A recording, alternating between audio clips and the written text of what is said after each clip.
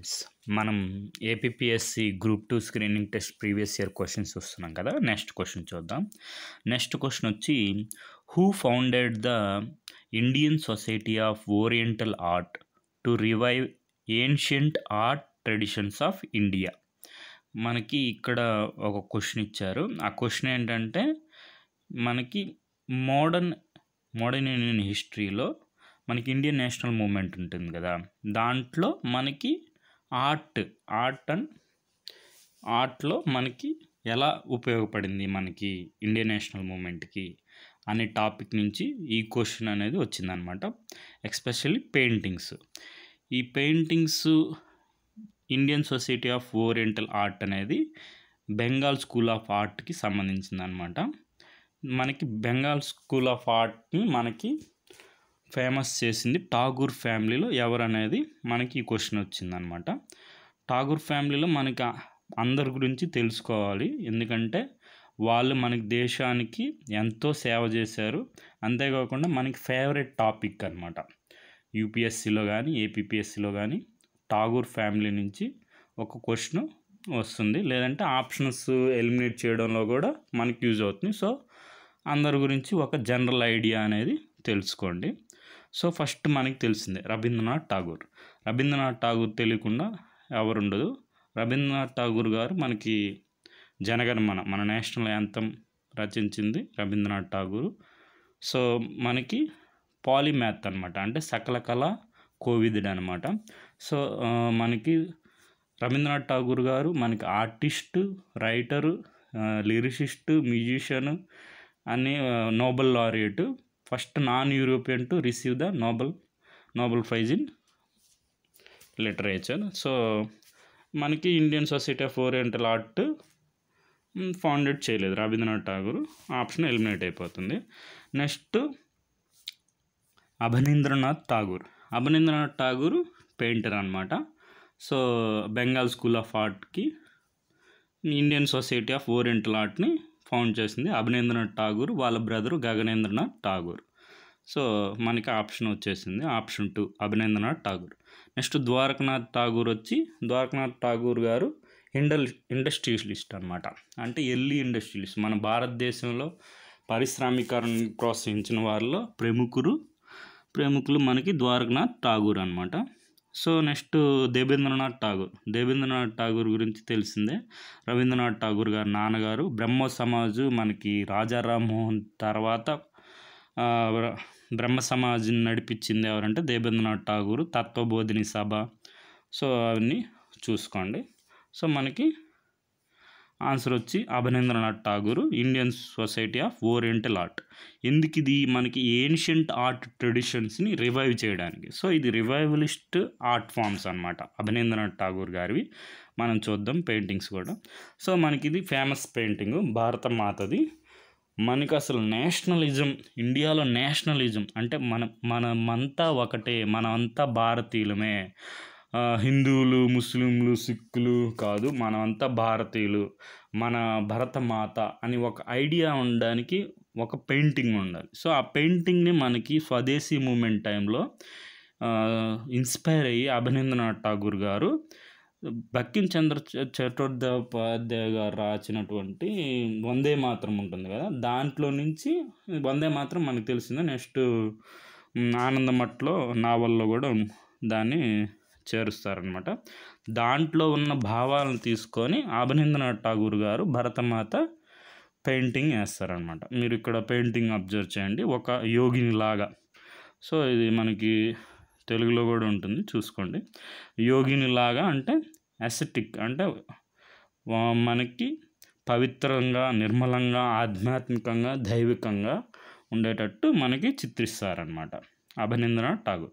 So మనకి ఈ విషయం తెలుసుంటే అభినంద్రనాథ్ ఠాగూర్ గారు పెయింటరు, ఫేమస్ పెయింటర్ అని తెలిస్తే అట్లా అయినా ఓరియంటల్ ఆర్ట్ ఠాగూర్ ఫ్యామిలీలో ఫేమస్ పెయింటరు. సో అభినంద్రనాథ్ ఠాగూర్ అని మనం ఆన్సర్ పెట్టేయచ్చు. నెక్స్ట్ ఇది చూసుకోండి. నెక్స్ట్ ద్వారకనాథ్ ఠాగూర్ గారు చెప్పాను కదా, industrialist. He invested in ship building, mining, banking, plantations, insurance అన్నిటిలో మనకి ఇన్వెస్ట్ చేస్తారనమాట ద్వారకనాథ్ ఠాగూర్ గారు. సో చూసుకోండి, దీనికి సోర్స్ వచ్చి మనకి మనదే SCERT book, Andhra Pradesh 10th class బుక్లో ఉంది, చూసుకోండి. సో మనకు కావాల్సింది ఏంటి? Indian society of oriental art founder ఎవరు? అభినందనాథ్ ఠాగూర్ గారు. సో అభినందనాథ్ ఠాగూర్ గారు ఈయన అంకుల్ అవుతారు. రవీంద్రనాథ్ ఠాగూర్ అంకుల్, ఈయన నెఫ్యూ అనమాట. వీళ్ళిద్దరు బ్రదర్స్, గగనేంద్రనాథ్ ఠాగూర్ గారు, అభినందనాథ్ ఠాగూర్ గారు ఇద్దరు కలిసి కలకత్తాలో 1907లో మనకి ఇండియన్ సొసైటీ ఆఫ్ ఓరియంటల్ ఆర్ట్ని ఎందుకు స్థాపిస్తారు? మన ఏన్షియంట్ ఇండియన్ యొక్క ఆర్ట్ రివైల్ చేయడానికి. సో అది చూసుకోండి. ఇది Bengal school of art. Bengal school of ఆర్ట్లో మనకి ఫేమస్ ఎవరంటే మన అభినందనాథ్ ఠాగూర్ నెఫ్యూ ఆఫ్ రవీంద్రనాథ్ ఠాగూర్. పోయిటే కాదు, పాలిమ్యాథ్ అనమాట, సకల కళ కోవిదుడు. సో అభినందనాథ్ ఠాగూర్ రోల్ చూసుకోండి ఇవన్నీ ఒకసారి. ఇది భరతమాత పెయింటింగ్ చూసాం కదా, స్వదేశీ మూమెంట్ టైంలో 1905. సో నెక్స్ట్ ఈ ఠాగూర్ ఫ్యామిలీలో మనం చూసుకున్నాం. ఫస్ట్ ద్వారకనాథ్ ఠాగూర్ అనమాట. మనం రెఫరెన్స్ రవీంద్రనాథ్ ఠాగూర్ గారిని తీసుకుందాం. రవీంద్రనాథ్ ఠాగూర్ వాళ్ళ తాతగారు ద్వారకనాథ్ ఠాగూర్, ఇండస్ట్రియలిస్ట్. తర్వాత వచ్చి దేబేంద్రనాథ్ ఠాగూర్, అంటే రవీంద్రనాథ్ ఠాగూర్ గారు నాన్నగారు. మనకు తెలిసిందే బ్రహ్మసభ మహర్షి అని కూడా అంటారు దేబేంద్రనాథ్ ఠాగూర్ గారిని. తర్వాత రవీంద్రనాథ్ ఠాగూర్ మనకు తెలిసి polymath, poet, musician, lyricist, novelist అన్నీ. సో నెక్స్ట్ వీళ్ళు నెఫ్యూస్ ఎవరు? అభినందనాథ్ ఠాగూర్ గారు, next Gaganendranath Tagore, Bengal school of art. So మనకి మిగతా వాళ్ళ గురించి కూడా కొద్దిగా జనరల్గా చూసుకోండి, మనకి రాబోయే ఎగ్జామ్స్లో యూజ్ అవుతాయి అన్నమాట. దేబేంద్రనాథ్ ఠాగూర్ గారు చెప్పే కదా మహర్షి అని పిలుస్తారు. మనకి తత్వబోధిని సభని ఫౌండ్ చేసింది ఎవరంటే దేబేంద్రనాథ్ ఠాగూర్. సో వాళ్ళ నాన్నగారు ద్వారకనాథ్ ఠాగూర్ గారు, ఇండస్ట్రియలిస్టు. నెక్స్ట్ రవీంద్రనాథ్ ఠాగూర్ గారి గురించి మనకి ఆల్రెడీ తెలిసిందే, ఒకసారి రివిజన్ చేసుకోండి. First Asian to win Nobel prize in literature. Next first person 2 national anthems రాసింది వరల్డ్లోనే, ఇండియాకి జనగణమన, బంగ్లాదేశ్కి అమర్ సోరా బంగ్లా. సో అది చూసుకోండి. నెక్స్ట్ మనకి అభినందనాథ్ ఠాగూర్ గారు, Bengal school of art. So ఇట్లా మనకి ఇండియన్ థీమ్స్తో మనం చూసుకుంటే శ్రీకృష్ణుని జన్మ అనమాట, అభినందనాథ్ ఠాగూర్ గారి పెయింటింగ్. సో నెక్స్ట్ వాళ్ళ బ్రదరు గగనేంద్రనాథ్ ఠాగూర్ గారి painting love messenger. So Rabindranath Tagore గారి పెయింటింగ్ గగనేంద్రనాథ్ ఠాగూర్ గారు వేసింది. మన అహల్య ఉంది కదా, సాల్వేషన్ ఆఫ్ అహల్య, రాముడి పాదం తాకి అహల్యగా మారుతుంది కదా. సో ఆ పెయింటింగ్ మన నందన్లాల్ బోస్ అంటే మన అభినందనాథ్ ఠాగూర్ యొక్క స్టూడెంట్ అనమాట, శిష్యుడు. సో నందన్లాల్ బోస్ గారు మనకి భారత రాజ్యాంగంలో మనకి ప్రతి చాప్టర్కి ఒక పెయింటింగ్ ఉంటుంది. ఆ పెయింటింగ్ గీసింది కూడా మన నందన్లాల్ బోస్ గారు. శాంతినికేతన్ స్టూడెంట్స్ అందరు కలిసి వేస్తారు, అది కూడా చూసుకోండి. ఇది మన గగనేంద్రనాథ్ ఠాగూర్ గారి సెటైర్ అనమాట, అప్పుడు యొక్క బ్రాహ్మణుల యొక్క domination. So next own form of cubism అంటే క్యూబ్స్ లాగా ఉంటాయి. పికాసో చాలా ఫేమస్ పెయింటరు క్యూబిజంలో. తన ఓన్ ఫామ్ ఆఫ్ క్యూబిజం 1920sలోనే గగనేంద్రనాథ్ ఠాగూర్ గారు స్టార్ట్ చేశారు. సో ఈయన గగనేంద్రనాథ్ ఠాగూర్ గారు అభినందనాథ్ ఠాగూర్ యొక్క brother, nephew of Rabindranath Tagore గారు. సో మనకి దేబేంద్రనాథ్ ఠాగూర్ గురించి ఆన్లైన్లో చూసుకుంటే ఇది ఇన్ఫోగ్రాఫ్ అనమాట, దీంట్లో మొత్తం ఉంటుంది, ఒకసారి చూసుకోండి. తత్వబోధిని సభ, సో అవన్నీ. నెక్స్ట్ రవీంద్రనాథ్ ఠాగూర్ గురించి చూసుకోండి. First non European to win Nobel prize. Next he is the only person in history to author national anthems of 2 nations, India, Bangladesh. So songs కూడా కంపోజ్ చేస్తారు, దాన్నే రవీంద్ర సంగీత్ అంటారు. చూసుకోండి ఇవన్నీ మన రవీంద్రనాథ్ ఠాగూర్ గారు. సో మనకి వచ్చేసింది.